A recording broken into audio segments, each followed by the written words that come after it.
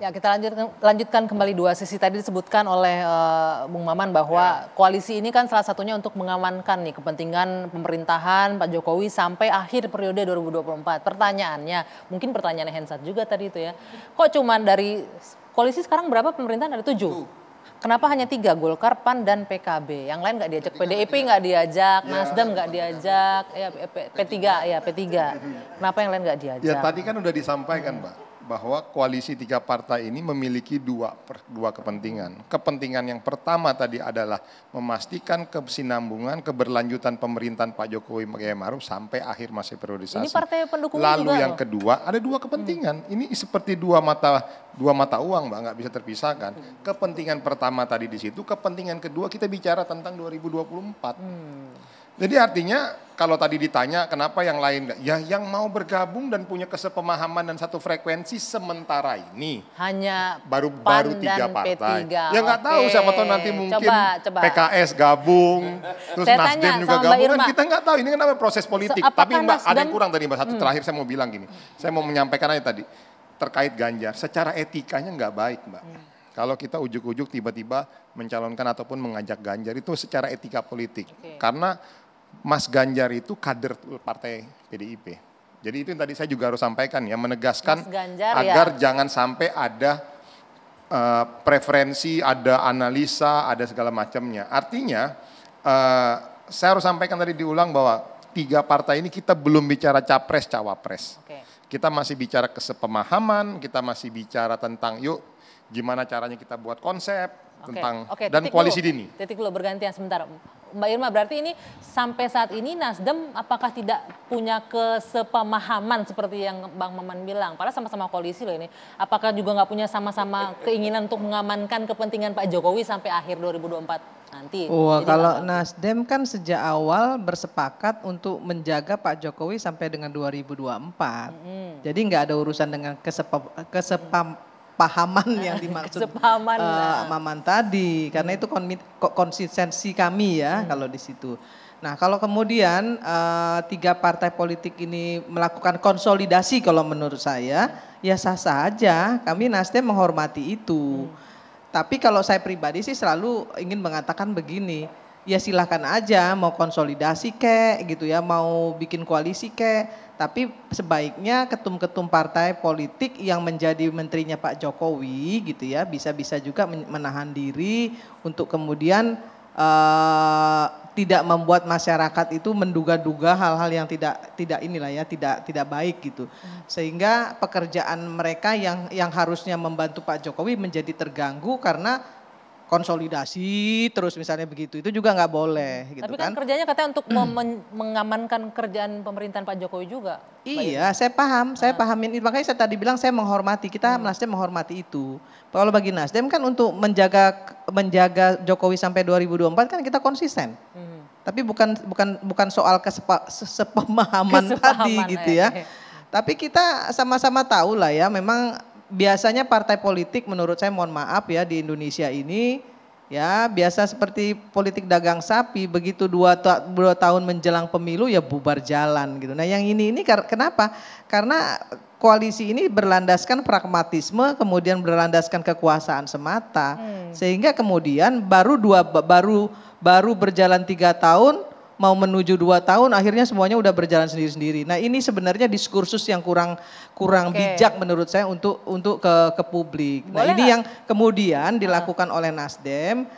Kami ingin menjadi partai yang menjadi role model untuk tidak melakukan hal-hal seperti itu.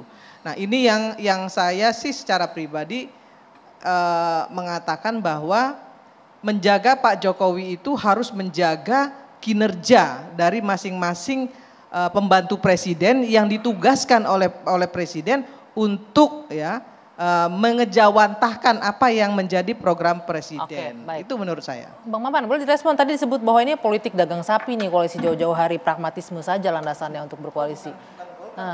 Gini, justru kalau misalnya dibilang politik, saya nggak tahu nih, makanya arahnya Mbak Irma yang mana ya. Tapi kalau disebut politik dagang sapi itu justru kalau terlalu udah di injury time justru. Justru kan yang mau kita bangun ini kan komunikasi antar partai politik dari jauh-jauh hari. sebelum menuju 2024. Minimal ada pembicaraan di antara kita, yuk kita mau ngapain, seperti apa sih formulasi Indonesia 2020, kacamata Indonesia 2024 ke 2029 dan lain sebagainya. Yang selama ini cenderung kita ini merespon publik loh Mbak. Selama ini kan terkesan dan terlihat bahwa kalau kita mau koalisi itu H-1, H-2, oh kita mau cari tiket baru kita koalisi gitu. Ya. Ini yang mau coba kita jawab sebetulnya salah satunya. Dan ini tidak hanya berhenti sekedar hanya di Golkar, PDIP dan P3, Golkar, P3 dan PAN gitu. Ini juga tidak menutup kemungkinan nanti ada sama-sama dengan PKS, ada mungkin juga dengan Nasdem, dan tidak menutup kemungkinan juga dengan PDIP. Karena dalam konteks politik praktis kan ini cair. Nah, poinnya Mbak tadi saya bilang kesepemahaman itu bukan hanya sekedar dalam konteks kesepemahaman keberlangsungan masa pemerintahan Pak Jokowi, Kiai Ma'ruf, tapi juga dalam konteks suksesi program-program yang ada sekarang. Tantangan kita kan besar. Contoh misalnya masalah ekonomi. Ini kan juga harus sama-sama dijawab, harus sama-sama. Nah kebetulan karena memang kita juga punya planning bareng-bareng ke depan, nggak ada salahnya dong kita duduk bersama, yuk kita bicara bagaimana tentang konsolidasi tiga partai ini untuk bicara tentang semakin mensukseskan kondisi permasalahan perekonomian sekarang yang ada. Jadi begini, makanya saya bilang tadi ini kan konsolidasi, lebih kepada konsolidasi. Kalau dikatakan sebagai koalisi, kalau koalisi pasti kan sudah punya calon-calon nih. Nah ternyata Maman tadi bilang belum ada calonnya. Walaupun jadi namanya artinya Koalisi Indonesia Bersatu masih melakukan konsolidasi. Oke, konsolidasi. Ini kalau kita lihat ini yang dari luar koalisi pemerintahan nih, melihatnya gimana nih? Apakah ini murni untuk kalau dari luar lihatnya ya, emang katanya untuk mendukung kinerja Pak Jokowi sampai akhir, mengawal sampai akhir nih, atau ada yang lain PKS melihatnya? Kasih Anggi, Bismillahirrahmanirrahim. Yang pertama tentu koalisi dini itu baik karena membuat demokrasi kita menjadi lebih substantif. Misal gini, kalau koalisi injury time maka dia gerasak gerusuk. Kalau hadis Nabi itu yang terburu-buru itu dari setan biasanya, makanya nanti timbul macam-macam ya. Saya dukung koalisi dini karena dari situ walaupun lebih komplit lagi Mas Maman, itu sudah ada paket capres cawapresnya. Namanya langsung. Tentu di dalamnya akan ada kontestasi karya, gagasan, visi, misi, program lain-lainnya. Sehingga dengan demikian the whole package itu bisa disampaikan. Nah itu akan menjadi role model yang baik.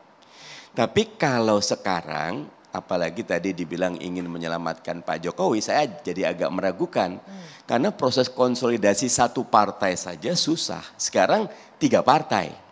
Pada saat yang sama saya ingat sekali Pak Jokowi, Kiai Ma'ruf mengingatkan para menteri fokus. Fokus saja urusan minyak goreng, Mas Arya Bima nggak turun-turun itu loh. Dulu 14.000, sekarang masih 22, ada yang 20, tapi belum sampai ke 16 lah katakan. Walaupun udah pakai sapu jagat, nggak boleh ekspor gitu loh. Tetap aja mentok di 20-22 gitu. 54.000 per 2 liter saya masih beli. Masih mahal. 50, saya beli 50.000 gitu loh. Artinya kan 25.000 tadi 14.000 kan. Itu 2 kali lipat gitu loh. Belum nanti karena quote and unquote konstelasi internasional serangan Rusia itu ke Ukraina membuat supply chain, rantai pasokan, energi, artinya aja masih belum bisa fokus selesai, saja karena dengan konsolidasi gini. Teorinya sederhana, kayak filosofi tongkat. Kalau satu tongkat ditarik ke atas, yang bawah pasti ikutan gitu loh. Ketika konsentrasi itu sudah pecah, khawatir sekali. Makanya buat saya dukung koalisi dini, tapi tidak boleh para menteri yang menjadi pembantu Pak Jokowi ikut-ikutan karena itu ada 2 fokus begitu Mbak. Oke, nanti tanggapannya Hensat, jeda dulu sebentar. Hensat udah pegang mic. Usai jeda 2 sisi kembali sesaat lagi.